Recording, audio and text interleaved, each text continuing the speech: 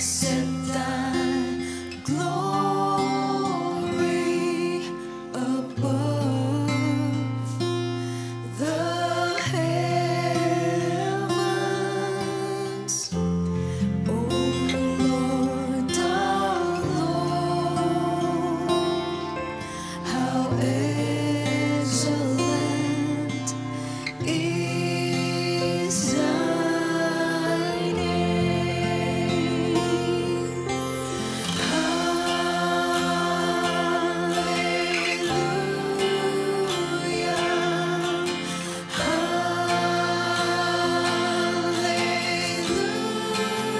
Hallelujah.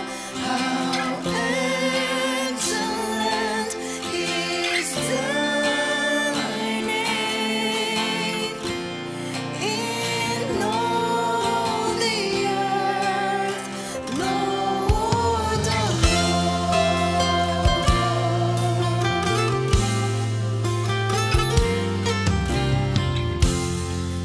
Lord of Lord. How excellent is thy name. Who has set thy glory above the heavens, O Lord our Lord? How excellent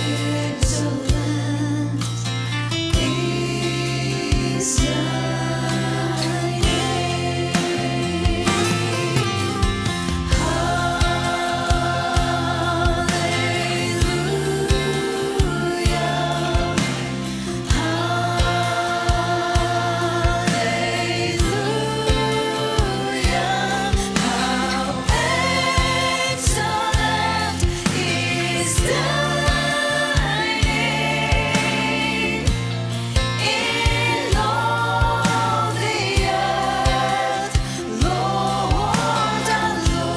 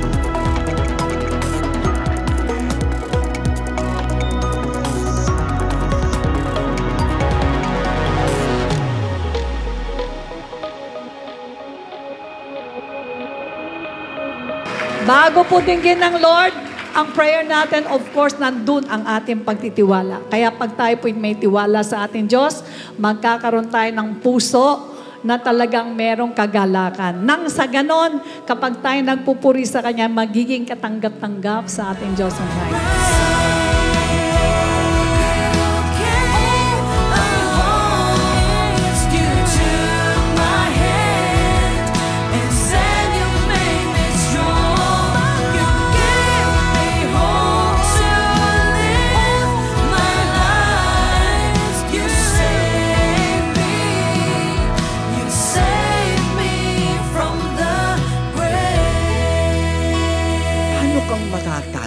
Kung ang pagsubok mo hindi lagpas sa kakayanan mo, paano ka matatalo kung tapat ang Diyos sa kanyang pangako? Paano ka matatalo kung ang Diyos pa magbibigay ng lakas sa'yo para mapagtagumpayan? Paano kang matatalo? Kaya maghahanap ka pa ba ng ibang Diyos? We can only bless Him and sing praises to Him as long as we live. Yun na lang yung kaya nating ibalik sa Kanya.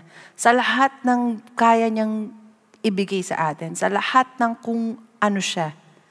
Then napakabuti ng ating Panginoon sa atin. Yes, the weapon may be formed, magagawa yung weapon, pero wala siyang kapangyarihan sa iyo. At sino man may hawak na weapon na yun laban sa iyo, hindi po magtatagumpay. And everybody and every tongue who will say anything that is against you in judgment, it shall fall. As a matter of fact, this verse says, you shall condemn. You shall condemn every tongue that saith anything against you, because you are a faithful servant of God, mga kapatid. Heritage mo yan sa Panginoon. Kaya nga sinasabi ng Bible, you shall lack nothing. Bakit? Siya po ang mag-provide ng pangangailangan mo. Kaya wala kang dapat ipag-alala, wala ka dapat ipangamba. Dahil ang Diyos po mismo ang magbibigay at magsusupply po sa atin. According to His riches in glory, imagine. Ayon daw sa kanyang yaman. At mangyayari po yan if we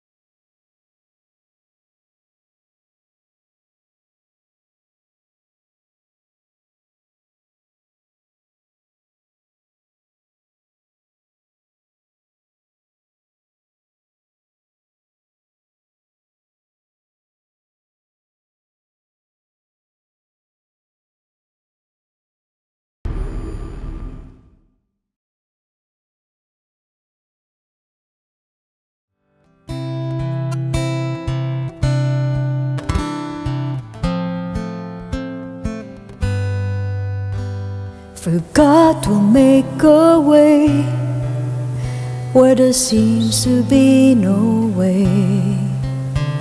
He works in ways we cannot see. He will make a way for me. He will be my guide. Hold me closer to His side. With love and strength for each new day, He will make a way. He will make a way by the roadway. By the roadway in the wilderness, He'll lead me. And rivers in the desert will I see. Heaven and earth will fade, but His words will still remain. He will do something new today. God will make a way where there seems to be no way. He works in ways we cannot see. He will make a way for me. He will be my guide. Hold me closely to His side. With love and strength for each new day, He will make a way. He will make a way. Come on, sing for the last time. God will make a way where there seems to be no way. He works in ways we cannot see. He will make a way for me. He will be my guide. Hold me closely to His side. With love and strength for each new day, He will make a way. He will make a way.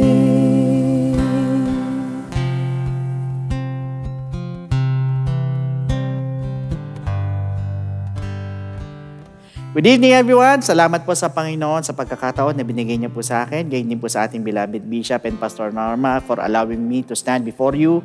At alam ko po na for the past many weeks ay marami po tayo mga napag-aaralan po na iba't ibang mga topics po. At ngayon po may panibago na naman pong ibinigay ang Panginoon po sa atin na pag-aaralan na napakahalaga po at napaka-importante po na malaman po natin. Pero bago po tayo magpatuloy, tayo po muna humingi ng gabay sa ating Panginoon. Yuko muna natin ang ating mga ulo. Tayo po muna manalangin sa ating Diyos na buhay. Lord, we thank you so much, Panginoon, sa gabing ito. Muli, sa pagkakataon na makapag-aral ng salita mo. Again, we are asking for your guidance, your wisdom, your knowledge, your understanding. You open our hearts, our minds, Panginoon. Maintindihan namin ang lahat na sasabihin mo, ang lahat ng ituturo mo, Panginoon. At ikaw, Panginoon, na mangusap sa bawat isa. Yung spirit of conviction mo ang dumaloy sa bawat isa po sa amin, Panginoon. At dalangin ko, ilayin mo kami sa spirit of error, sa anumang mga technical issues. At patuloy din basbasan mo ang lahat na magsisiganap sa gawain ito, ang mag-i-air ng programa, mga kasama ko sa studio. Ganyan yung abang lingkod, Panginoon, basbasan mo ko, anoint mo ko, ikaw po ang manguna, hayaan mong kalooban mo lamang ang aking masabi, Panginoon. Salamat, Panginoon. We claim the victory in our lives today. In Jesus' name, Amen. So praise God, brothers and sisters. Last week we have learned kung gaano po ka-importante to stay on the ship. Kung naalala nyo po, yan po yung topic po natin. But meanwhile, ngayon pong gabing ito, we are going to talk about a new one, which is entitled, Unless You Repent. Alam po ninyo mga kapatid, marami po mga churches at preachers po ang naniniwala na hindi na daw dapat mag-repent. Pagtatanggap ka daw po sa Panginoon. At lalo naman daw na hindi na po dapat mag-repent kahit magkasala ka kapag ikaw ay Kristiyano na. So alam nyo, honestly speaking, isa po ito sa napakadelikadong katuruan para sa mga tao.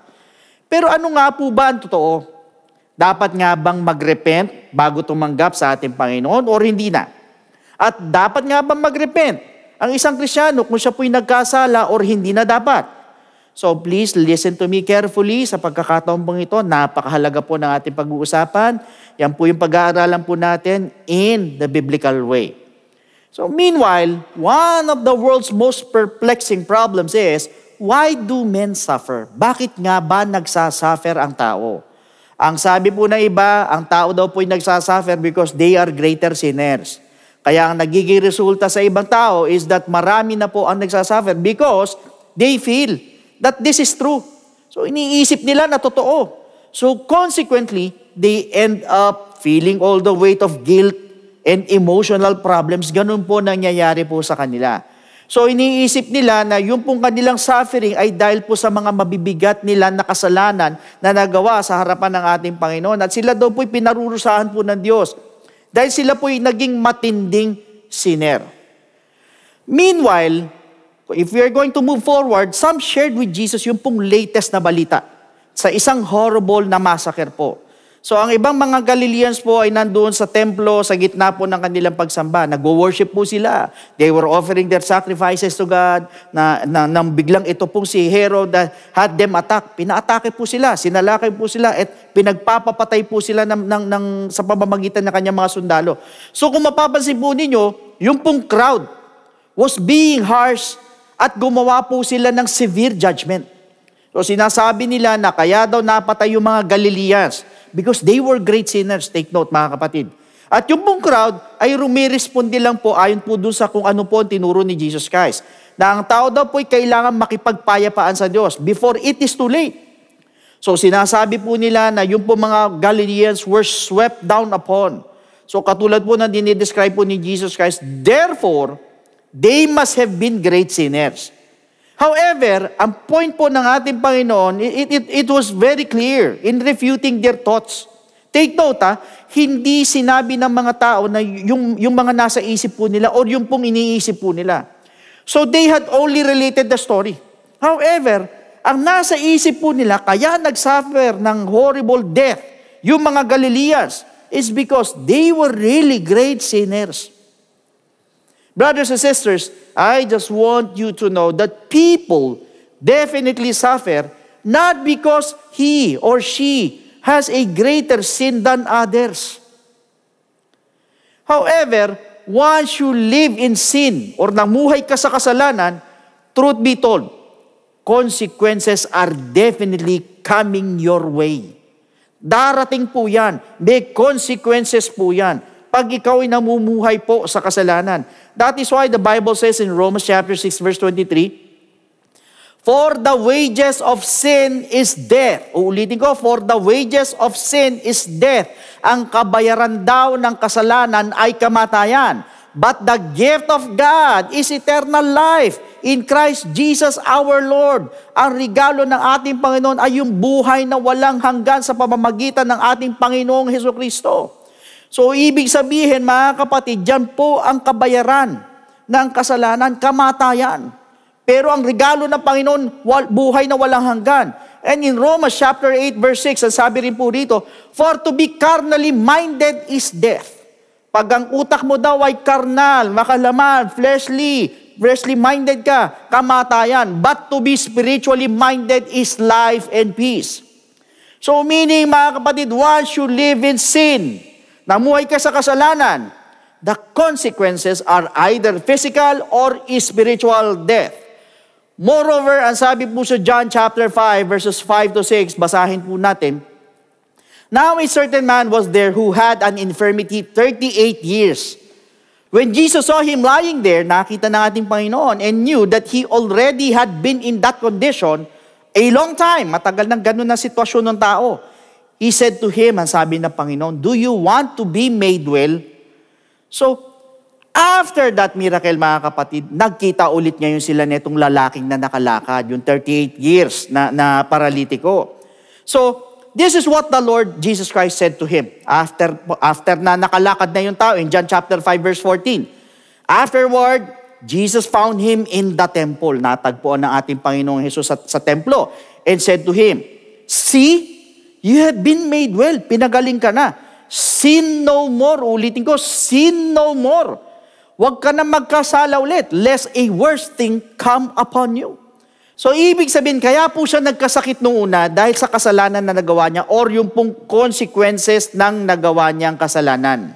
Kaya nung magkita po sila ulit sa templo ng ating Panginoon, winarningan po siya ng Lord na huwag na siyang magkasala ulit. Otherwise, worse pa ang aabutin po niya. So therefore, mga kapatid, malinaw na po kaya po siya nagkasakit ng una dahil po sa kasalanan na gawa po niya.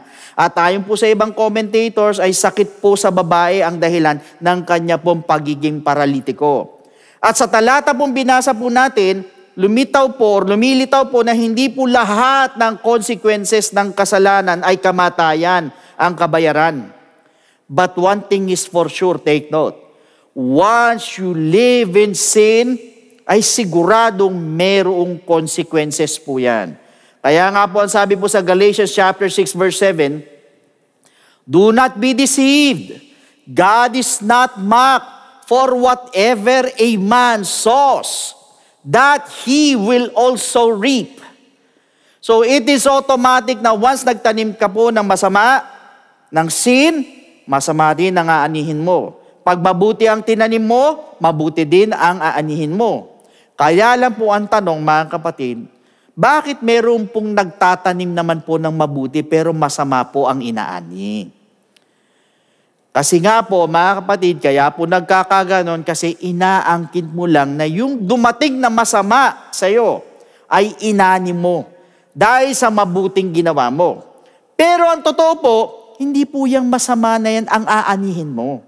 Nagkataon lang na meron kang mali, probably, perhaps, may nakagawa ka ng error. Kaya syempre, pag meron kang error, ay may consequences po yan. Or maaari natapat na nandun ka sa trials, nandun ka sa pagsubok mo. Pero sigurado po, or tiyak po, yung pong mabuting ginawa mo, ay aani ka rin ng mabuti. So furthermore, going back to our subject about sin, para po sa ating Panginoong Jesus, hindi yung pong degree ng kasalanan ang pinag-uusapan. But in Luke chapter 13 verses 2 to 4, basahin po natin. And Jesus answered and said to them, do you suppose that these Galileans were worse sinners than all other Galileans because they suffered such things? I tell you, no. But unless you repent, ulitin ko, but unless you repent, you will all likewise perish. Or those 18 on whom the tower in Siloam fell and killed them, do you think that they were worse sinners than all other men who dwelt in Jerusalem? Dito po malinaw po na sinabi ng ating Panginoon, akala ba ninyo na itong mga Galileans na ito na minasakar ay mas makasalanan pa kaysa sa inyo? Kaysa sa sinapit nila yon?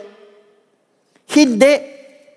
Pero sinasabi ko sa inyo, unless you repent, nasabi ng Panginoon, hanggat hindi ka nagsisisi from your sins, maaari din ninyong danasin ang dinanas nila. And do you think na mas makasalanan yung mga construction workers na nabagsakan ng ginagawang tower ng Siloam? Hindi, ang sabi ng Panginoon. Pati kayo, unless you repent, you all likewise will perish, ang sabi ng Lord. So in other words, wala pong pangtapat sa kasalanan kung di repentance. Even to us Christians, mga kapatid, marami po kasi mga preachers na nagsasabing hindi na daw dapat mag-repent, hindi na daw dapat magsisi. Ang mga Kristiyano kasi po kinuha na po ng Lord sa cross of Calvary yung lahat ng ating kasalanan. Yung pong past, yung present, yung future po na kasalanan po natin ay pinatawad na daw po sa mga may mga nagtuturo po ng ganitong katuruan. Huwag po kayong magagalit. That is not true. Because the Lord Jesus Christ said to all people in this world, whether you are a Christian or not, once you live in sin, unless you repent, you will all perish. Allow me to give you examples. This was addressed to the angel. Ang angels po, sila po yung mga messenger po. At ang mga modern day messenger po sa panahon po natin, yung mga pastor po. So unang-una po ang example natin, yung pastor of the church of Ephesus in Revelation chapter 2 verses 4 to 5. Nevertheless, I have this against you, that you have left your first love. Remember, therefore, from where you have fallen. Ang sabi ng Bible, repent. Ulitin ko, ano sabi? Repent. And do the first works, or else I will come to you quickly and remove your lampstand from its place unless you repent. Inulit na naman ang repent. Mga kapatid, the Lord Jesus Christ clearly said, repent or else. Malinaw na sinabi ng Panginoon. Ibig sabihin, unless you repent, hanggat hindi ka nagre-repent. This implies that it is a warning to the church of Ephesus. Ano pa? To the pastor of the church of Pergamos in Revelation chapter 2 verses 14 to 16. But I have a few things against you, because you have dared those who hold the doctrine of Balaam, who taught Balak to put a stumbling block before the children of Israel, to eat things sacrificed to idols, and to commit sexual immorality. Thus you also have those who hold the doctrine of the Nicolaitans, which thing I hate. Verse 16, repent. Ulitin ko, repent, or else I will come to you quickly and will fight against them with the sword of my mouth. Brothers and sisters, pagkatapos sabihin ng ating Panginoon ito, yung kanilang mga opensa, ang sabi ng Lord sa kanila, repent or else. Take note, sinabi niya po ito sa church, not to the unbelievers. Paano mo sasabihin ngayon sa akin na hindi kailangan ng repentance? What else? To the pastor of the church of Thyatira in Revelation chapter 2 verses 20 to 22. Nevertheless, I have a few things against you, because you allowed that woman Jezebel, who calls herself a prophetess, to teach and seduce my servants to commit sexual immorality and eat things sacrificed to idols. And I gave her time to repent. Binigyan ko siya ng panahon para magsisi, para magrepent of her sexual immorality. And she did not repent. Indeed, I will cast her into a sick bed, and those who commit adultery with her into great tribulation, unless they repent of their deeds. Ulitin ko, malinaw na sinabi ng talata, unless they repent of their deeds. Pagkatapos ng Panginoon kausapin about their offenses, this is what He said. Unless they repent of their deeds. they will be punished.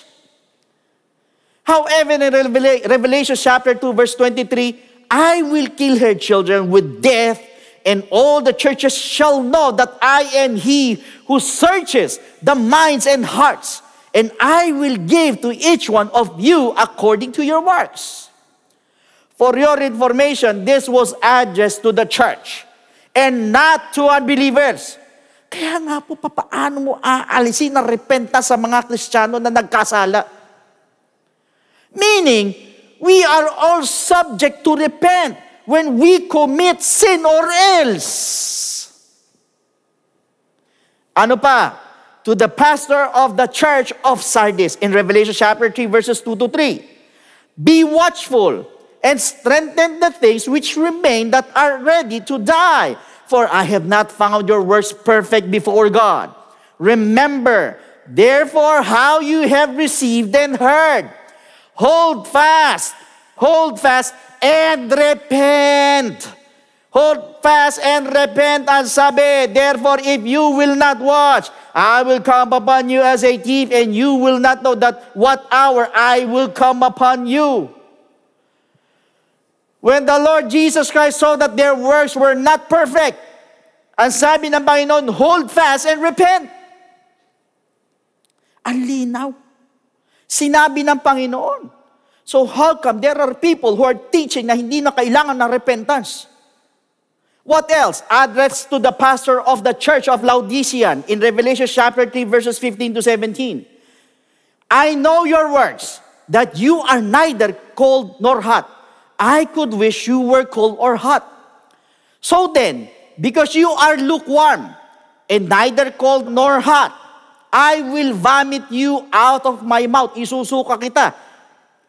Because you say, I am rich, have become wealthy, and have need of nothing, and do not know what you are wretched, miserable, poor, blind, and naked. Just imagine, mga kapatid, after saying this, pagdating po sa verse 19, ang sabi ng ating Panginoon sa kanila, be zealous and repent. Meaning to say, out of 7 churches, 5, sinabihan po niya ng repent, magsisi. 5 po yan out of 7.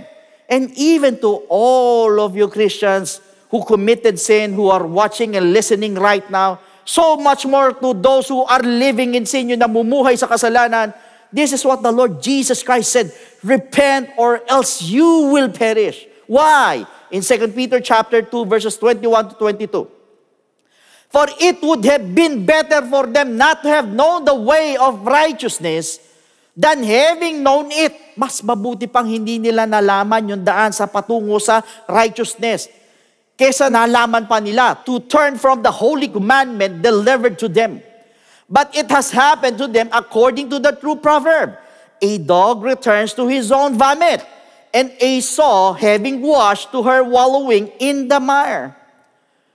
Though ito po'y sinasabi po para po sa mga false prophets. But I believe, kasama rin po rito yung mga Kristiyano dahil alam na po ang katotohanan ng pagiging matuwid ng iba sa pamamagitan ng pakikinig na salita ng ating Panginoon. Every Sunday, every weekdays, pero ginawa pa rin ang kasalanan at namuhay pa rin sa kasalanan.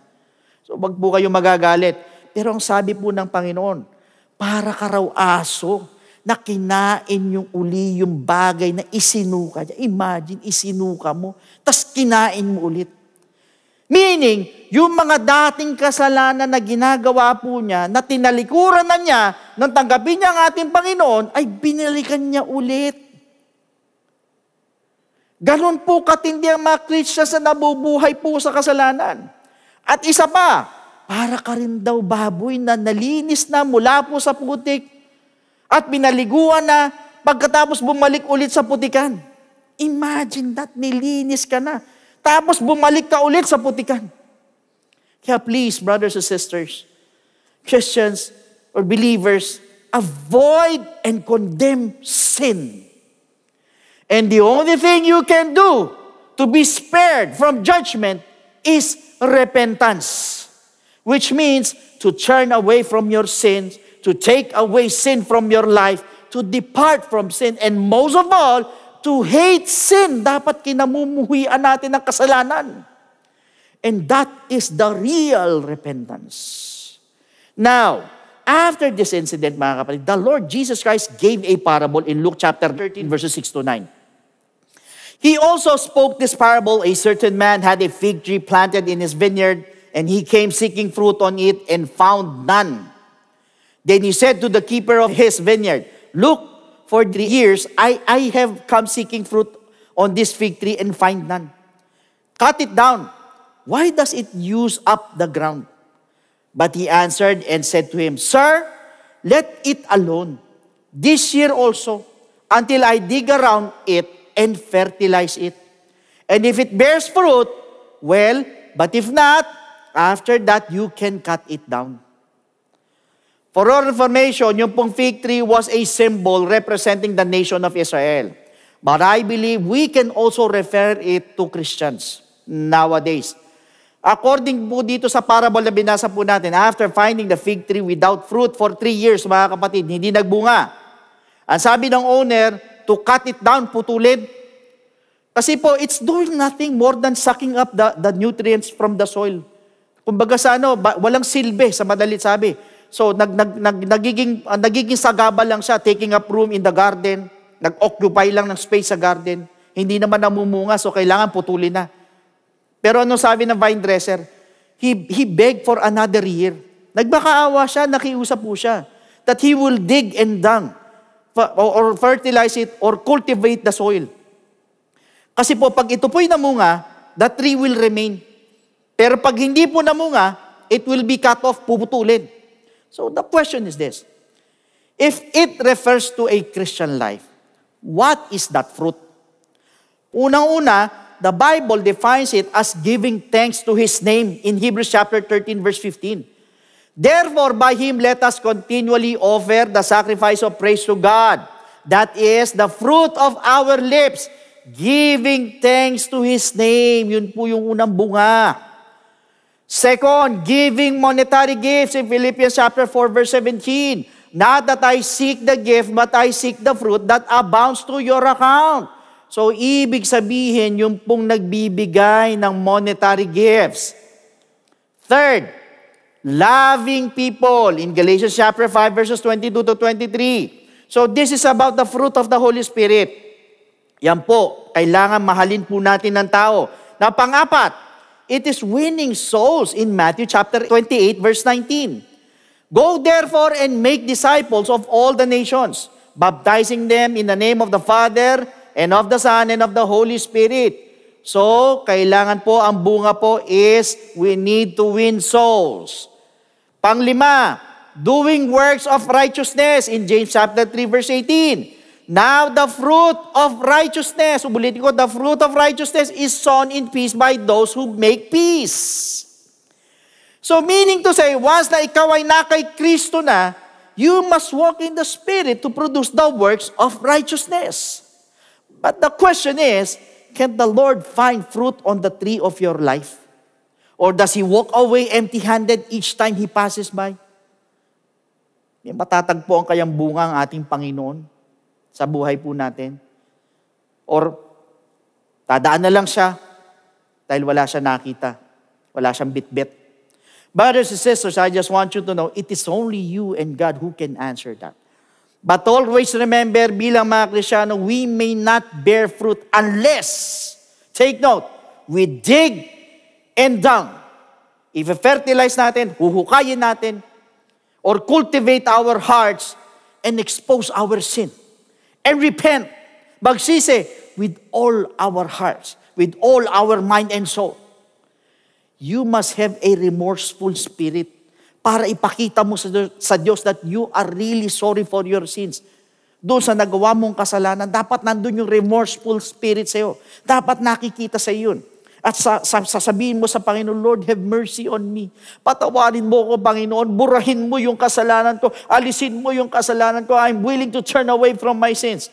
I'm willing to take away all those sins in my life. Yan ang sabihin natin sa Panginoon, Lord, bigyan mo ko ng pagkakataon, ng isa pang pagkakataon na magbago. To live a holy life with you. Yung acceptable life sa harapan mo. At naniniwala po ako that God will surely forgive your sin. No matter how grievous it is, no matter na how big or how heavy, kahit madami pa yung kasalanan mo, patatawarin ka ng Diyos because He is a God of mercy. In fact, that is the reason why He died at the cross and bore our sins. Yan po yung dahilan eh. He was buried and He rose again on the third day. Yan po yung good news for all the people of this world. Ang ating Panginoong Jesucristo did it for us at the cross of Calvary. Para tayo po'y magkaroon po ng pagkakataon na mag-repent, na magsisi, and turn from our sins. Yan po yung gospel ng ating Panginoon na kailangan po nating paniwalaan. That is why tonight, to all our first-time viewers, unless you repent, you're going to perish. But once you repent and turn away from your sins, surely you are going to have a new life with Jesus Christ. Kaya nga po, ang sabi po ng Bible sa Ephesians chapter 2 verse 8, "For by grace you have been saved through faith, and that not of yourselves, it is the gift of God." So malinaw na sinabi po ng talata na, for by grace we are saved through faith. Kaya lang po ang tanong, saan po tayo mananampalataya at maniniwala? So again, sa lahat ng mga first-time viewers, please listen to me. Ang sabi po sa 1 Corinthians chapter 15 verses 1 to 4, "Moreover, brethren, I declare to you the gospel which I preached to you, which also you receive and in which you stand, by which also you are saved, if you hold fast that word which I preached to you, unless you believed in vain. For I delivered to you first of all that which I also received, that Christ died for our sins according to the Scriptures, and that He was buried, and that He rose again the third day according to the Scriptures." Sa madalit sabi, we need to believe in the gospel of Jesus Christ, yung pong death of Christ, yung burial of Jesus Christ, at yung pong resurrection of Jesus Christ. Tatlo po yan, yung death, burial, and resurrection ay kailangan po natin paniwalaan. Kaya lang po, the question is believing enough? Sapat na po ba na tayo maniwala? Pag tayo naniwala, wala na po tayong gagawin. Hihinto na po tayo doon. Ang sabi po sa 1 Peter chapter 4, verse 17, "For the time has come for judgment to begin at the house of God. And if it begins with us first, what will be the end of those who do not obey the gospel of God?" Ano daw ang katatapusan? Ano daw ang dulo doon sa mga hindi sumunod sa gospel ng ating Panginoon? Sa madali sabi, the gospel of Christ must be obeyed. Pag tayo po'y nanampalataya at naniwala, kailangan lakipan po natin yan ng pagsunod. Hindi po tayo matatapos sa pananampalataya at paniniwala lang, kundi kailangan ito po'y sundin po natin. Kaya lang ang tanong, how will you obey? It is found in the book of Acts chapter 2 verse 38. "Then Peter said to them, repent." Ulitin ko, katulad ng topic po natin, ang sabi ngayon dito sa Acts 2:38, "Repent, magsisi daw, and let every one of you be baptized in the name of Jesus Christ for the remission of sins, and you shall receive the gift of the Holy Spirit."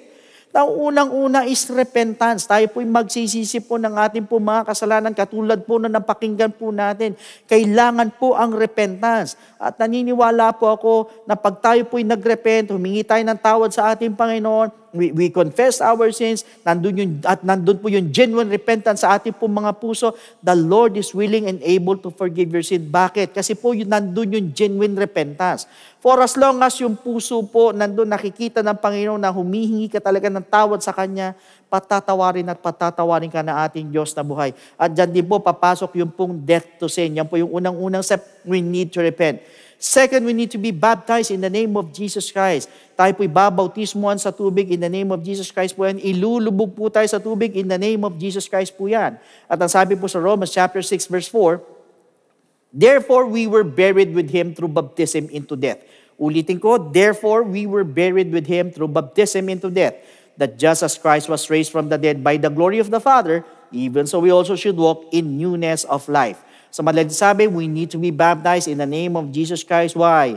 Para bagang inililibing naman po natin ang ating po mga kasalanan, kasabay naman po ng paglilibing kay Kristo. Yan po yung pangalawang step, we need to be baptized in the name of Jesus Christ. And third step is, we need to receive the gift of the Holy Spirit. Yan naman po, papasok ang ating transformation, yung ating pong regeneration. So sa madalit sabi, tayo mababago na po, na nabanggit po sa Romans chapter 8 verse 11, ganyan po sa Titus chapter 3 verse 5. In fact, once we receive the gift of the Holy Spirit, we're also receiving power. Aminin nyo man hindi, sa lahat ng mga first-time viewers po natin, lahat tayo may kahinaan. At ang hirap magbago pag sa ating pong mga sarili. But you know what? Once you have the Holy Spirit in you, the gift of the Holy Spirit in you, yan po yung tutulong po sa atin para makapagbagong buhay. Yan po yung tutulong po sa atin to overcome all our weaknesses, to overcome all the works of the evil forces of darkness in our lives. Yan po yung gagawin po niyan sa atin at importante po na matanggap po natin ang kaloob po ng Espiritu Santo. So take note of these 3 things na kailangan maganap po sa buhay po natin. Unang-una, we need to repent. Kailangan magsisi po tayo. Second, we need to be baptized in the name of Jesus Christ po yan. And thirdly, we need to receive the gift of the Holy Spirit, and that is what we call the good news, and that is the gospel of Jesus Christ. So at this moment, sa lahat po ng mga first-time viewers po namin, pwede po ba na itaas po ninyo yung 2 kamay bilang tanda ng pagsuko sa ating Panginoon? Yuko po ninyo yung mga ulo, and please repeat after me with this prayer na nandoon yung buong puso, na tayo po'y nagsisisi, humihingi ng tawad sa ating Panginoon, habang sinusundan niyo po yung sinasabi ko po, andun na humihingi po tayo ng tawad sa ating Panginoon. Samantalahin po natin yung pagkakataon pong ito, na hayaan natin yung buong puso, na pakita natin sa Diyos yung genuine repentance po sa atin. So please repeat after me. Panginoong Jesus, lumalapit po ako sa iyo bilang isang makasalanan.